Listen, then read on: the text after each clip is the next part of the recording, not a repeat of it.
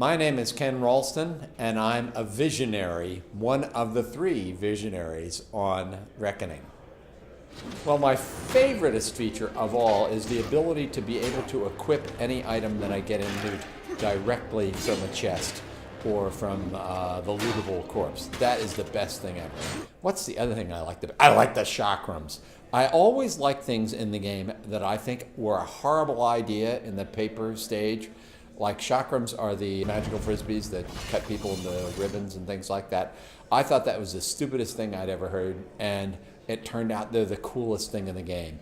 They go through through 3 or 4 people at once, and then they do these loop-de-loops and spin around. Yeah, they're cool. They're way cool. They should judge the game, is it a good RPG?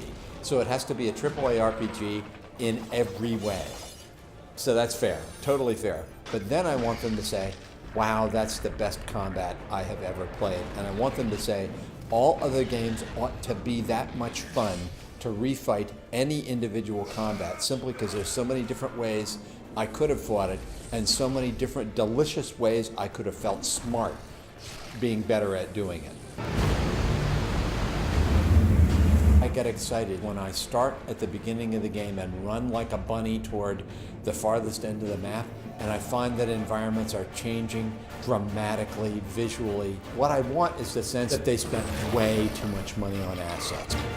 I should have been really uncomfortable when somebody told me I was a visionary, but I realized that since my goal is to be what they call in business is useless overhead, it's to actually to get credit for all the years of experience and genius I have, because I really don't like working hard for anything. I love it to come easily.